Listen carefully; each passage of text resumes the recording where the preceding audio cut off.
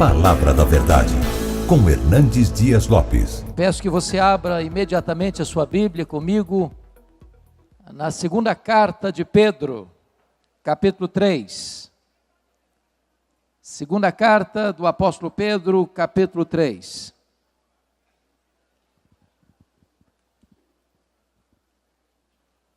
Pedro escreve assim: Amados, esta é agora a segunda epístola que vos escrevo.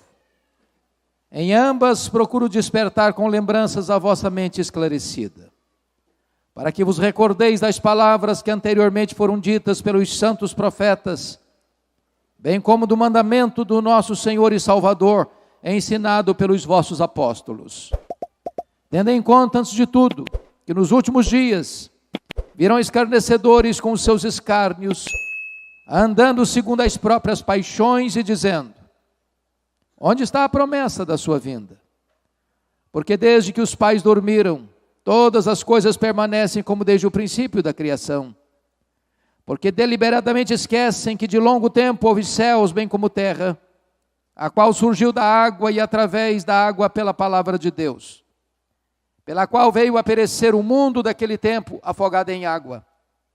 Ora, os céus que agora existem e a terra, pela mesma palavra, têm sido entesourados para fogo, estando reservados para o dia do juízo e destruição dos homens ímpios. Há, todavia, uma coisa, amados, que não deveis esquecer: que para o Senhor um dia como 1000 anos, e 1000 anos como um dia. Não retarda o Senhor a sua promessa, como alguns a julgam demorada. Pelo contrário, Ele é longânimo para convosco, não querendo que nenhum pereça, senão que todos cheguem ao arrependimento. Virá, entretanto, como ladrão o dia do Senhor, no qual os céus passarão com estrepitoso estrondo, e os elementos se desfarão abrasados. Também a terra e as obras que nela existem serão atingidas. Visto que todas essas coisas hão de ser assim desfeitas, deveis ser tais como os que vivem em santo procedimento e piedade, esperando e apressando a vinda do dia de Deus, por causa do qual os céus incendiados serão desfeitos, e os elementos abrasados se derreterão. Nós, porém, segundo a sua promessa, esperamos novos céus e nova terra nos quais habita a justiça. Por essa razão, pois, amados, esperando essas coisas, empenhai-vos por serdes achados por Ele em paz, sem mácula e irrepreensíveis, e tende por salvação a longanimidade de nosso Senhor, como igualmente o nosso amado irmão Paulo vos escreveu, segundo a sabedoria que lhe foi dada, ao falar acerca desses assuntos, como de fato costuma fazer em todas as suas epístolas, nas quais há certas coisas difíceis de entender, que os ignorantes e instáveis deturpam, como também deturpam as demais escrituras para a própria destruição deles. Vós, pois, amados, prevenidos como estáis de antemão, acautelai-vos, não suceda que, arrastados pelo erro desses insubordinados, descaiais da vossa própria firmeza. Antes, crescei na graça e no conhecimento de nosso Senhor e Salvador Jesus Cristo. A Ele seja a glória, tanto agora como no dia eterno. Amém. Eu quero conversar um pouco com vocês hoje sobre exatamente o retorno do Rei.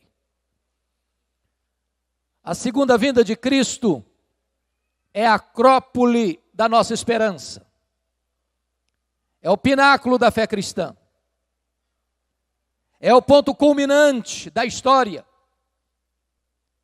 A segunda vinda de Cristo será o evento mais auspicioso, glorioso e estupendo de toda a história da humanidade.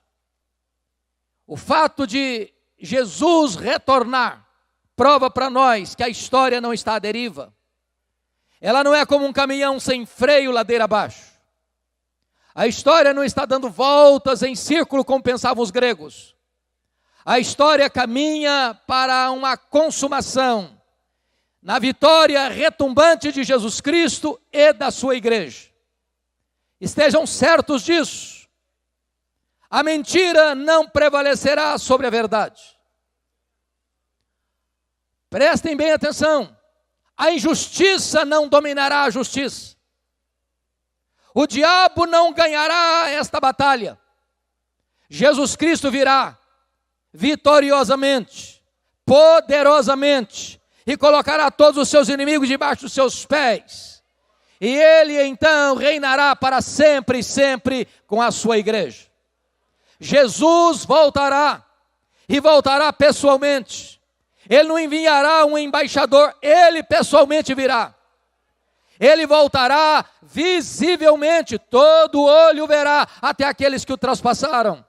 Ele voltará audivelmente, ouvida a voz do arcanjo e ressoada a trombeta de Deus, ele descerá dos céus com grande poder e muita glória. Ele voltará também repentinamente, diz a Escritura, que será num momento, num átomo de tempo, num instante, num abrir e fechar de olhos. A trombeta soará e Jesus virá gloriosamente para buscar a sua noiva. Jesus virá ainda inesperadamente. Vai ser como ladrão de noite, não vai ser um dia óbvio. Vai ser um dia comum como qualquer outro. Quando você levanta e leva os filhos para a escola, ou os busca da escola, e vai para o seu trabalho, e retorna do seu trabalho, vai ser um dia assim, que Jesus virá. Você não sabe o dia, você não sabe a hora, portanto devemos vigiar. Mas ainda mais, a segunda vinda do Senhor Jesus Cristo será inescapável. Vai ser como mulher grávida.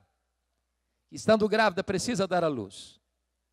Os homens maus, os homens ímpios, os homens que não querem acertar sua vida com Deus, não querem pensar nesse dia, querem negar esta verdade, porque esse dia certamente vai ter que encurralá-los, e eles vão ter que comparecer perante o justo e reto tribunal de Deus, e os homens tentam negar esta verdade, eles tentam esconder essa verdade, eles tentam distorcer essa verdade, mas nada nem ninguém pode evitar que Jesus Cristo volte, e volte gloriosamente para buscar a sua igreja.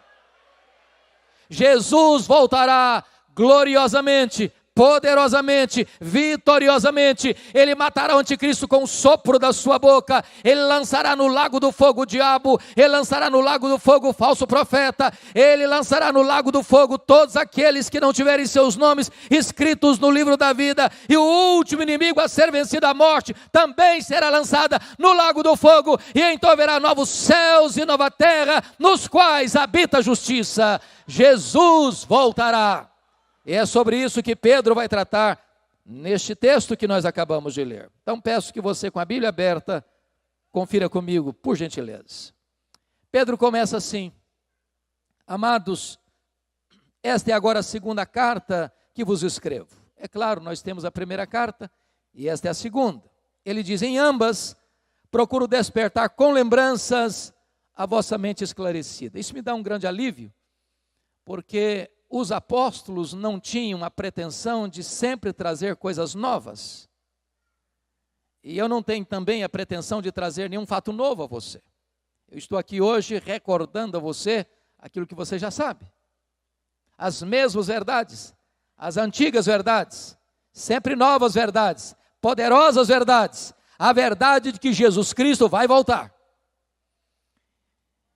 E Pedro está dizendo isto para introduzir o que ele vai, de forma pontual, destacar no verso 2. Para que vos recordeis das palavras que anteriormente foram ditas pelos santos profetas, bem como do mandamento do Senhor e Salvador, ensinado pelos vossos apóstolos. O que Pedro está dizendo aqui é o seguinte: o assunto que eu vou tratar, a segunda vinda de Cristo, não é um assunto novo. Não é um tema inédito. Essa verdade já foi tratada pelos profetas. Há mais profecias no Velho Testamento sobre a segunda vinda do que sobre a primeira vinda. Todos os livros do Novo Testamento, exceto Filemon, 2 de João e 3 de João, tratam desta magna doutrina, segunda vinda de Cristo. Este mesmo assunto o próprio Jesus tratou. Lá em Mateus 24, quando perguntaram para ele: Senhor, quando vai ser esse tempo da consumação dos séculos, que se não haverá da tua vinda? E ele respondeu: vede que ninguém vos engane. Haverá guerras, rumores de guerras, nação contra nação, reino contra reino. Surgirão muitos falsos profetas e enganarão a muitos. O amor se esfriará, mas este evangelho será pregado em todo o mundo para testemunhar a todas as nações, então verá o fim. Esta mesma magna verdade também foi pregada e ensinada pelos apóstolos. Pedro tratou disso, João tratou desse assunto, Paulo tratou desse assunto. Então o que Pedro está dizendo é que a palavra de Deus unanimemente trata da segunda vinda de Cristo. Nota de rodapé. É muito comum você escutar hoje alguém dizendo o seguinte: o Deus do Antigo Testamento é o Deus da ira, é o Deus da guerra, é o Deus do sangue. O Deus do Novo Testamento é o Deus da paz, é o Deus do amor, é o Deus da graça. Não, não é bem assim não. Não existe esse conflito entre o Antigo e o Novo Testamento. É o mesmo Deus, de toda graça, de infinito amor. É o Deus que tem anunciado às gerações passadas, à geração presente, e anunciará às gerações pósteras, que Jesus Cristo, Filho de Deus, voltará em glória para buscar a sua noiva. Esta mensagem foi gravada durante o evento da Consciência Cristã e faz parte de uma série de outras mensagens que estão disponíveis no Bless, uma plataforma de estudos bíblicos focada em te auxiliar na sua jornada de fé. Acesse o link que está na descrição e saiba mais. Então, por que ele está tratando disso? Porque notem comigo que no verso 3, ele vai introduzir o problema dos falsos mestres, que estão vivendo uma vida errada, que estão pregando uma mensagem errada. E qual é a mensagem dos falsos mestres? Está comigo? Confira comigo o versículo 4. Onde está a promessa da sua vinda? Eles dizem isso. Onde está a promessa da sua vinda? Os falsos mestres negam que Jesus voltará. Mas por que negam? Porque essa doutrina não lhes convém. Porque esta verdade os incomoda. Porque esta verdade os confronta. Porque esta verdade os atinge de cheio. Uma vez que eles não querem mudar a sua vida, uma vez que eles não querem mudar a sua doutrina, uma vez que eles não querem mudar a sua conduta, anunciar que Jesus vai voltar é anunciar o juízo, o acerto de contas. Então preste bem atenção, quando alguém não quer mudar a sua conduta, ele tenta mudar a doutrina. Notem comigo o versículo 3. Os falsos mestres estão surgindo e virão escarnecedores com os seus escárnios, andando segundo as suas próprias paixões. Se a teologia está errada, a ética está errada. Se o ensino está errado, a vida está errada. Você nunca vai encontrar um falso mestre sendo padrão de piedade, porque a teologia é mãe da ética. Então o que Pedro está dizendo é que esses falsos mestres que estão ensinando uma doutrina errada, que Jesus não vai voltar, onde está a promessa da sua vinda? Os profetas falaram, os apóstolos falaram, o próprio Jesus falou, por que não veio ainda? E eles duvidam, e eles negam. Agora notem comigo, qual é o argumento dos falsos mestres para dizer que Jesus não voltará? Confira comigo o verso 4. Eles dizem assim: porque desde que os pais dormiram, todas as coisas permanecem como desde o princípio da criação. O que estão dizendo é o seguinte: Jesus não voltará porque nada mudou até hoje. E se nada mudou até hoje, nada vai mudar daqui para frente. Desde que o mundo é mundo, não aconteceu nada, não mudou nada. Portanto, falar que Jesus voltará é uma ilusão, é uma quimera, é uma utopia, é enganar as pessoas ou amedrontá-las. É esta a mensagem dos falsos mestres. Qual é a resposta de Pedro a essa gente? Se você percebeu, o que os falsos mestres estão negando é a integridade das Escrituras, é a inerrância das Escrituras.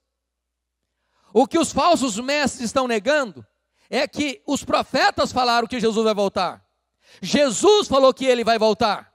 Os apóstolos pregaram que Jesus vai voltar. Se eles estão perguntando, mas onde está essa promessa? O que eles estão fazendo? Negando que a Bíblia merece crédito.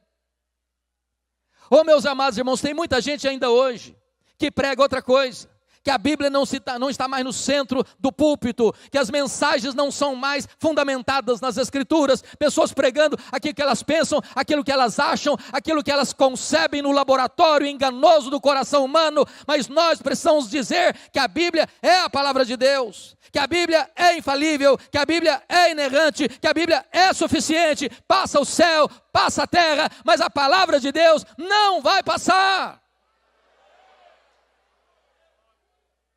Qual o argumento de Pedro para provar que os falsos mestres estão errados? Eles estão colocando em dúvida a integridade da Bíblia. Então vamos ver a resposta de Pedro. Onde está a promessa da sua vinda? Porque desde que os pais dormiram, todas as coisas permanecem como desde o princípio da criação. Será que é isso mesmo? A resposta de Pedro no versículo 5. Porque deliberadamente esquecem. Deixa eu dizer algo aqui. O ateísmo não é um problema intelectual. O ateísmo é um problema moral. O apóstolo Paulo diz que a ira de Deus se revela do céu contra toda impiedade e perversão dos homens que detêm a verdade pela injustiça. O homem que não quer mudar a sua conduta, não quer mudar a sua vida, ele recebe a verdade, ele vê a verdade, ele escuta a verdade, mas essa verdade o incomoda, essa verdade o esmaga, essa verdade o fere, essa verdade o chama ao arrependimento, e como ele não quer mudar a sua conduta, ele tenta afogar essa verdade, ele tenta matar essa verdade. E aqui Pedro está dizendo que os falsos mestres que estão dizendo, onde está a promessa da sua vinda? Desde que o mundo é mundo, nada mudou. E Pedro está dizendo, vocês esquecem deliberadamente, vocês não são honestos no argumento de vocês. E Pedro vai dar 3 razões para mostrar que os falsos mestres não são honestos na argumentação deles. Primeiro argumento, confira comigo, versículo de número 5. Porque deliberadamente esquecem que de longo tempo houve céus bem como terra, a qual surgiu da água e através da água pela palavra de Deus. Então ele está dizendo assim, não mudou nada não, pois o mundo foi criado e criado pelo poder da palavra de Deus. Segundo argumento, versículo 6. Pela palavra de Deus veio a perecer o mundo daquele tempo afogado em água. Então, vocês estão dizendo que nada mudou? Vocês estão esquecendo que houve um dilúvio. E o dilúvio veio pelo poder da palavra de Deus, esta palavra que vocês negam, esta palavra que vocês torcem, por ela Deus criou o mundo, e por ela Deus trouxe juízo ao mundo no dilúvio. Terceiro argumento de Pedro, confira comigo o versículo 7. Ora, os céus que agora existem e a terra, pela mesma palavra, têm sido entesourados para fogo. Em outras palavras, vocês estão negando que a Bíblia merece crédito, vocês estão negando que a Bíblia é uma palavra íntegra e verdadeira e infalível e inerrante, pois por essa palavra Deus criou o mundo, por essa palavra Deus trouxe juízo ao mundo no dilúvio, e por essa palavra Deus trará o juízo final, quando os céus e a terra serão entesourados para fogo e os elementos se desfarão abrasados. Esta é a palavra que não pode falhar. Eu chamo a sua atenção para examinar comigo 3 versículos. Porque nenhum texto da Bíblia descreve com cenas tão eloquentes e tão vívidas esta cena do que o apóstolo Pedro nesta passagem. Olha o verso 7. Ele diz que por esta palavra os céus que agora existem e a terra têm sido entesourados para fogo. Agora olha o verso 10. Virá, entretanto, como ladrão o dia do Senhor, no qual os céus passarão com estrepitoso estrondo e os elementos se descerão abrasados. Agora olha o versículo 12. Esperando e apressando a vinda do dia de Deus, por causa do qual os céus incendiados serão desfeitos e os elementos abrasados se derreterão. Meus irmãos, você nunca viu, não está vendo e não verá a mente mais criativa produzir um filme de ficção retratando essa cena. Final do ano passado, começo deste ano, nós vimos os incêndios devastadores na Austrália.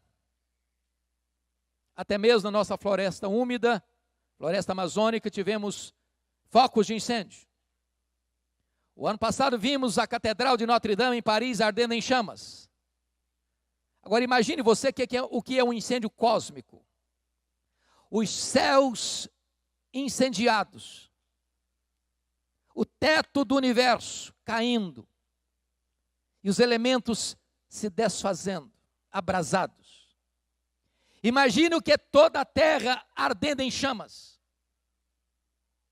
Imagine o que é as colunas do universo ruindo, entrando em colapso. É uma cena de terror. É uma cena de medo. É uma cena catastrófica. E os homens desesperados vão tentar fugir dessa cena. Está lá em Apocalipse 6, 12 a 17. Os homens vão querer fugir para algum lugar, para uma caverna, para um buraco, para qualquer situação. Eles não estão com medo de morrer, não. Eles estão com medo de enfrentar a ira de Deus no seu juízo. Esta é a cena que Pedro está descrevendo, meus amados irmãos, da segunda vinda do Senhor Jesus Cristo. Mas fica ainda a pergunta dos falsos mestres: cadê a promessa da sua vinda? Por que está demorando? Se você é a quarta geração de crentes e está aqui hoje, seus bisavós falaram da segunda vinda de Cristo, seus avós falaram da segunda vinda de Cristo, seus pais estão falando da segunda vinda de Cristo, você está ouvindo sobre a segunda vinda de Cristo. Paulo esperava a segunda vinda de Cristo para os seus dias, os pais da igreja esperavam para os seus dias, os reformadores esperavam a volta de Jesus para os seus dias. E a pergunta ainda é: por que ele não voltou ainda? Cadê a promessa da sua vinda? Vejamos a resposta de Pedro. Confira comigo o versículo 8. Há todavia uma coisa, amados, que não deveis esquecer, que para o Senhor um dia é como 1000 anos, e 1000 anos como um dia.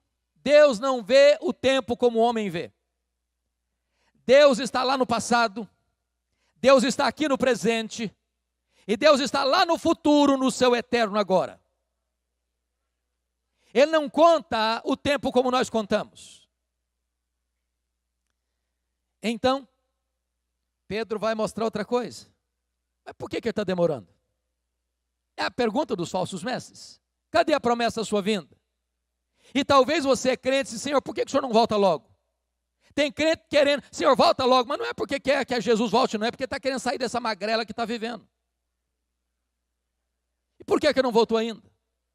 Pedro responde no versículo 9, confira comigo: não retarda o Senhor a sua promessa, como alguns a julgam demorada. Pelo contrário, Ele é longânimo para convosco, não querendo que nenhum pereça, senão que todos cheguem ao arrependimento. Sabe por que parece que Ele está demorando? É porque Deus está lhe dando mais uma chance, mais uma oportunidade de você se voltar para Ele. Porque não basta ser crente, não basta pertencer a uma igreja evangélica, não basta frequentar anualmente a consciência cristã, não basta ter nome de crente, não basta ter o nome no rol da sua igreja, não basta você ser batizado, não basta você ter uma Bíblia, não basta você orar, não basta você frequentar a sua igreja, não basta ter apenas lâmpadas, é preciso que você tenha azeite nessa lâmpada, é preciso que você esteja preparado para que aquele dia, ao chegar, não pegue você de surpresa. O Senhor está retardando por amor a você, por amor à sua misericórdia, lhe dando mais uma oportunidade de você se reconciliar com Deus. Mas alguém pode dizer assim: bom, já que Deus é tão misericordioso que está retardando mesmo, então deixa eu viver mais um pouquinho minha vida acomodada. Não vai chegar mesmo, vai demorar mesmo. Então deixa eu curtir um pouco mais. Aí Pedro insere o versículo 10, dizendo o seguinte: virá entretanto como ladrão o dia do Senhor. Preste bem atenção. Esse dia vai pegar muita gente de surpresa.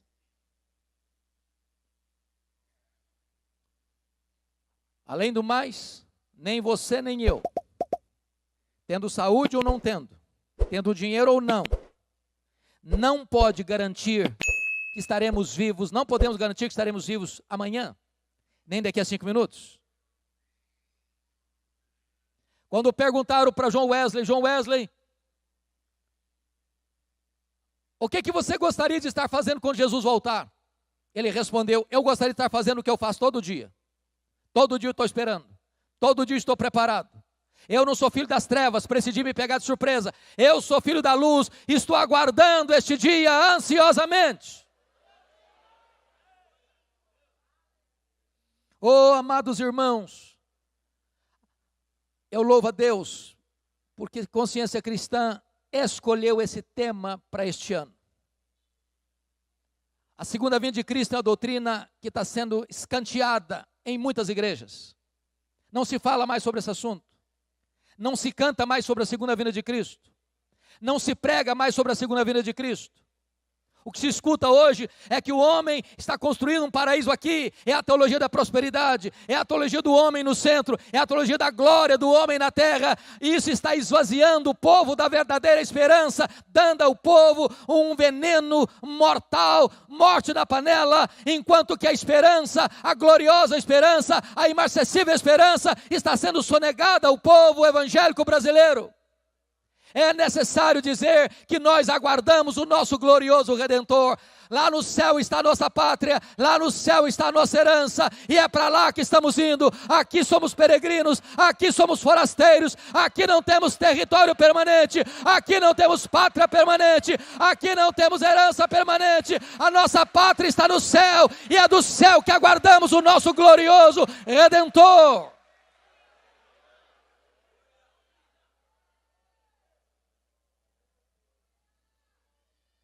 Ora, preste bem atenção. Se você crê que Jesus vai voltar, que implicação tem isso na sua vida? Pedro trata disso da seguinte maneira. Olha comigo o versículo 11.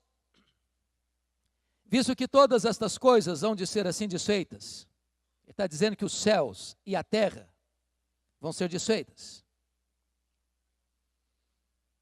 E olha comigo o versículo 10, parte B. Também a terra e as obras que nela existem serão atingidas. Aqui é importante você refletir. O que Deus criou vai ser desfeito. A linguagem aqui, irmãos, usada pelo apóstolo Pedro, no final do primeiro século, é como que a mesma linguagem da desintegração do átomo. Os elementos abrasados derreterão, se desfarão. Agora, isso vai ser destruído pelo fogo, mas também as obras que nela existem, os prédios, as casas, os palácios, aquilo que você construiu, aquilo em que você investiu, aquilo que você ajuntou e acumulou. Eu quero dizer uma coisa a você nesta noite: se tudo que você tem na vida é dinheiro, você é pobre demais. Se tudo que você tem construído e feito na vida é acumular bens, casas, prédios, apartamentos, fazendas, você está juntando para o fogo. É hora da igreja parar e pensar que nós precisamos levantar e colocar tesouros lá em cima, onde nem a traça, onde nem a ferrugem e nem o ladrão pode tomar de você. Agora olha a orientação de Pedro no versículo 11. Visto que todas essas coisas hão de ser assim desfeitas, não é talvez sejam desfeitas, vão ser desfeitas, deveis ser tais como os que vivem em santo procedimento e piedade. Se você crê que Jesus vai voltar, você tem que mudar a sua vida. Não dá para você, não, Jesus vai voltar e você está vivendo deliberadamente no pecado. Isso é loucura. Segundo, como é que nós devemos esperar a volta de Jesus? Olha o versículo 12. Esperando a vinda do dia de Deus. A ideia do esperar aqui é como se você estivesse na ponta dos pés, olhando para o horizonte, como aquele pai do pródigo estava olhando para a estrada todo dia, para o filho retornar, e quando o filho aponta na estrada, ele corre, ele abraça, ele beija, ele celebra. É com essa expectativa que a igreja deve esperar o retorno do rei. Terceiro, olha o que Pedro diz no versículo 12 ainda, não só esperando, mas apressando a vinda do dia de Deus. Bom, só Deus o Pai sabe esse dia. E como é que você e eu podemos entrar nessa agenda e apressar esse dia?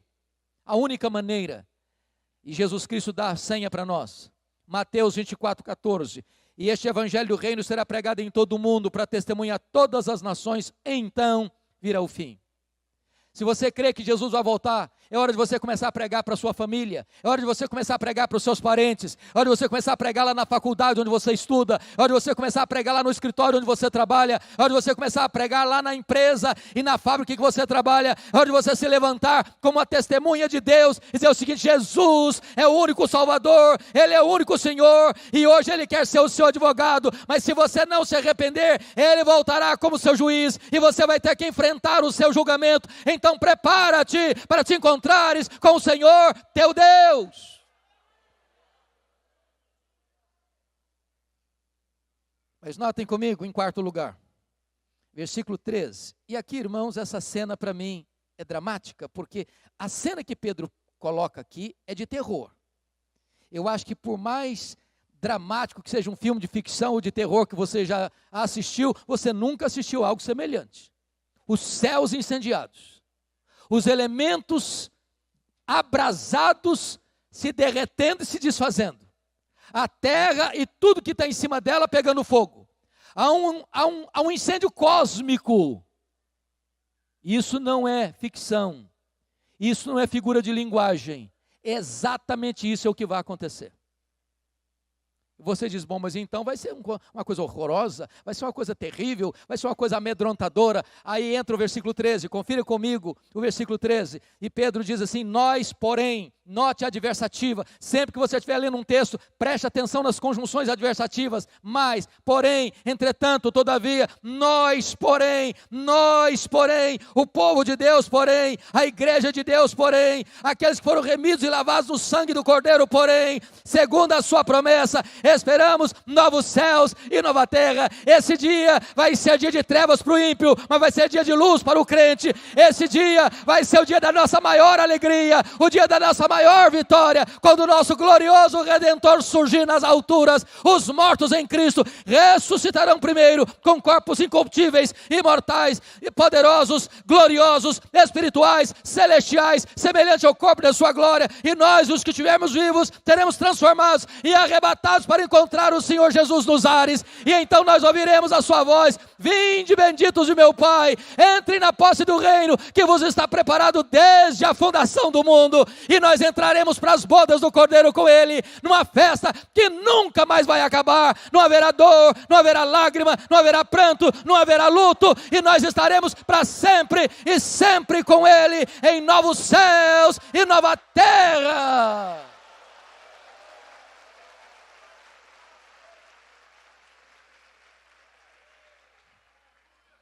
E eu quero concluir com Pedro, porque Pedro é um pregador, e todo pregador, além de expor a Escritura, ele aplica a Escritura. Então Pedro vai fazer no seu discurso, no seu sermão sobre a segunda vinda, sobre o retorno do rei, 4 aplicações práticas, e com essas eu termino a palavra. Primeira aplicação prática de Pedro, confira comigo o versículo 14. Por essa razão, note que por essa razão é uma palavra de consequência. Por essa razão, pois, amados, esperando essas coisas, que coisas? A volta gloriosa do rei. Empenhai-vos por serdes achados por ele em paz, sem mácula e irrepreensíveis. Primeiro, se você crê que Jesus vai voltar, para de brigar, irmão. Para de fazer confusão. Para de ser encrenqueiro. Ô irmãos, eu fico constrangido com o que está acontecendo com a igreja evangélica brasileira. As brigas nas redes sociais. Eu sou calvinista. Eu sou arminiano. E começam a brigar como se fossem inimigos. Aqui em cima, às vezes, a briga pode ser até no campo das ideias, mas aqui embaixo, é uma briga de foice no escuro, onde pessoas machucam irmãos, humilham irmãos, ofendem irmãos.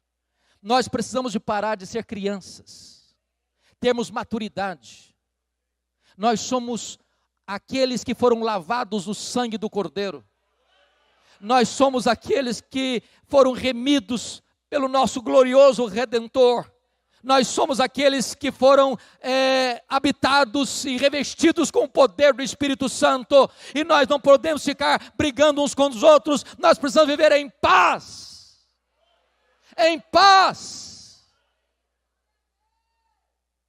Há muita soberba, irmãos, no meio evangélico brasileiro. Soberba intelectual, soberba doutrinária. Talvez se nós fôssemos mais humildes, nós poderíamos ajudar mais, abençoar mais, cooperar mais, contribuir mais, pavimentar mais o caminho. Se você crê que Jesus vai voltar, é hora de você entender isso, que o Senhor nos ache em paz. Segunda aplicação de Pedro. Aceitem a verdade. Eu acho belíssimos versos 15 e 16, confiram comigo. E tende por salvação a longanimidade de nosso Senhor, como igualmente o nosso amado irmão Paulo vos escreveu, segundo a sabedoria que lhe foi dada, ao falar acerca desses assuntos, como de fato costuma fazer em todas as suas epístolas, nas quais há certas coisas difíceis de entender, que os ignorantes deturpam, como também deturpam as demais escrituras, para a própria destruição deles. Eu fico aliviado quando Pedro diz isso, porque às vezes eu pensava que só eu achava que Paulo falava coisas difíceis. Mas o irmão Pedro, que era colega de Paulo, mas esse Paulo recebeu uma dose especial de sabedoria divina, porque ele fala algumas coisas que difícil de entender.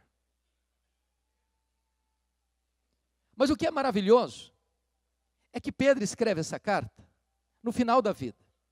No final da vida dele. Pastor, o senhor não está chutando, não? É isso mesmo? É sim. Eu posso provar para você que Pedro escreveu essa carta no final da vida dele. Vocês se lembram de João 21, 18 e 19? Quando Jesus está restaurando Pedro, lá no mar da Galileia. Jesus disse assim para Pedro: Pedro, você se lembra quando você prometeu que você daria a vida por mim? Morreria por mim? Pois é, Pedro, esse dia vai chegar. Só que não vai ser agora não. Agora você é jovem. É quando você ficar velho. Agora você vai para onde você quer. Mas quando você ficar velho, eles vão cingir você, eles vão pregar você, eles vão crucificar você. Mas você vai glorificar a Deus com esse gênero de morte. E Pedro ficou velho. Agora pense comigo, querido prefeito, o Pedro indo para casa depois de um dia de trabalho, botar a cabeça no travesseiro e pensar: bom, Jesus disse que quando eu ficar velho, eu vou morrer crucificado. Aí está pregando um sermão, quando ele termina de pregar, vem de novo a mente dele: Jesus falou que quando eu ficar velho, eu vou morrer crucificado. Aí ele sai para fazer uma viagem missionária, enquanto caminha, vem na mente dele: o Senhor falou que quando eu ficar velho, eu vou morrer crucificado. Se fosse você, como é que você se comportaria? Sabendo que na velhice você não vai se aposentar e morar numa casa de campo, nem numa casa de praia. Mas que a velhice aguarda para você morte e morte de cruz. Pois bem, quando ele está começando essa carta, lá no capítulo 1, versículo 14 e 15, ele diz assim: eu estou certo estou de que estou prestes a deixar o meu tabernáculo, estou prestes a morrer, como efetivamente nosso Senhor Jesus Cristo me revelou. Mas de minha parte, esforçar-me-ei diligentemente por fazer que a todo tempo, mesmo depois da minha partida, conservei lembrança de tudo. O Pedro está dizendo o seguinte: Roma vai me matar. E quando ele foi crucificado, ele disse para os seus executores: crucifiquem-me, mas eu não sou digno de morrer como morreu o meu Senhor, crucifiquem-me de cabeça para baixo. Agora ele está velho, ao escrever essa carta. E ele está dizendo que as cartas que Paulo escreveu já eram consideradas nas igrejas do primeiro século como escrituras canônicas. Esta verdade que você tem hoje já era considerada palavra de Deus lá na época de Pedro. Firme-se nessa verdade, irmão. Eu quero encorajar vocês, queridos, a lerem a Bíblia toda este ano, a mergulharem na Bíblia, a estudarem a Bíblia, para vocês não serem inocentes e inúteis nas mãos dos espertalhões da fé. para vocês não serem manipulados pelos camelôs da fé. Estudem a Bíblia, leiam a Bíblia, meditem na Bíblia, vivam a Bíblia, preguem a Bíblia, comprometam-se com esta palavra. Terceira aplicação de Pedro. Olha o versículo 17. Vós, pois, amados, prevenidos como estáis de antemão, acautelai-vos. Não suceda que, arrastados pelo erro desses insubordinados, descaiais da vossa própria firmeza. Erros de quem? Dos falsos mestres. Insubordinados, que não obedecem, que não se curvam, que não se submetem à autoridade da palavra de Deus. Então, um conselho que Pedro está dando é o seguinte: todo dia eu recebo e-mails, eu recebo WhatsApp, pessoas, pastor, o senhor escutou o que o fulano disse? O senhor viu lá o que aquele pregador falou? O senhor viu lá que maluquice que o cara disse, que a Bíblia não é a palavra de Deus? O senhor viu lá que o camarada diz que ele e Deus é a mesma coisa, que ele não tem nenhum complexo de inferioridade em relação a Deus, porque ele é tão santo e tão justo como Deus? O senhor escutou isso? E o senhor escutou mais aquela heresia? E aí, irmão, sabe o que está dizendo? O tempo, amado, é curto demais para você ficar gastando tempo com as heresias. Para de ficar escutando essas coisas, para de ficar dando ouvido a essas coisas. Dedique o seu tempo para ler a Bíblia, para estudar a Bíblia, para escutar a sã doutrina, para se alimentar do trigo e não da palha. Ah, irmão, não gaste o seu tempo com os falsos mestres, porque eles vão botar dúvida na sua mente, como o diabo botou dúvida na mente de Eva. Estude a Bíblia, mergulhe na Bíblia, prenda-se a esta verdade sublime, para que você não venha a ser enredado e fique fraco na fé e descaia da sua firmeza.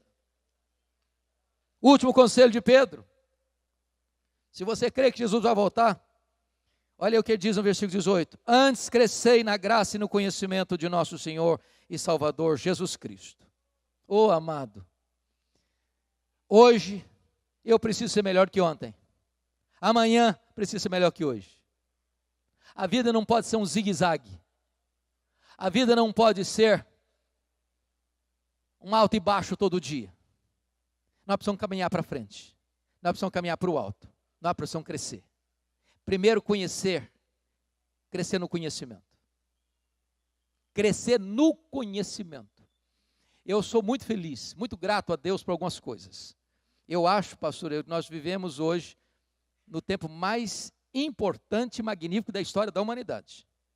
Ninguém viu o que nós estamos vendo. Ninguém. Esta conferência está sendo filmada. Mais gente vai ver o conteúdo dessa conferência depois do que está vendo presencialmente. Que coisa maravilhosa. Hoje, amados, nós temos Bíblia de estudo do que você puder imaginar. Bíblia para criança, Bíblia para adolescente, Bíblia para jovem, Bíblia para casais, Bíblia para adulto, Bíblia para velho, Bíblia para descasado, Bíblia para aposentado, Bíblia de tudo quanto é jeito que você quiser. Mas você pega e diz assim para o povo, vamos abrir a Bíblia lá em Miqueias, o povo começa a olhar lá em Gênesis. Analfabeto da Bíblia. Amados irmãos, está na hora de nós investirmos no conhecimento. Crescei no conhecimento. E mais, crescei na graça. Porque não basta só conhecer, amado. Tem muito crente que sabe demais, mas está seco igual um poste, está árido igual um deserto. Não basta ter luz na cabeça, é preciso ter fogo no coração. É preciso ser cheio do Espírito Santo. É preciso viver uma vida de piedade, de santidade, de irrepreensibilidade. É preciso ter azeite na sua lâmpada. É preciso estar cheio do Espírito Santo de Deus. E Pedro termina o seu sermão com a doxologia. A ele, ao Rei, seja a glória, tanto agora como no dia eterno. Os púlpitos precisam voltar a ser cristocêntricos e não coaching. Os púlpitos precisam voltar a colocar a Bíblia no centro e não psicologização humana. Oh, amados irmãos, Que Deus restaure a sua igreja. Que Deus renove e reavive a sua igreja. Para que nós estejamos com os olhos fitos na volta do Rei. O amado da nossa alma. Aquele que morreu por nós, que ressuscitou, que está vivo, está à destra de Deus, está ataviando a sua noiva e vai voltar pessoalmente, visivelmente, audivelmente, inesperadamente, repentinamente, inescapavelmente, gloriosa e poderosamente. A Ele por tanta honra, a Ele por tanta glória, a Ele por tanto louvor, agora e no dia eterno. Aleluia. Amém.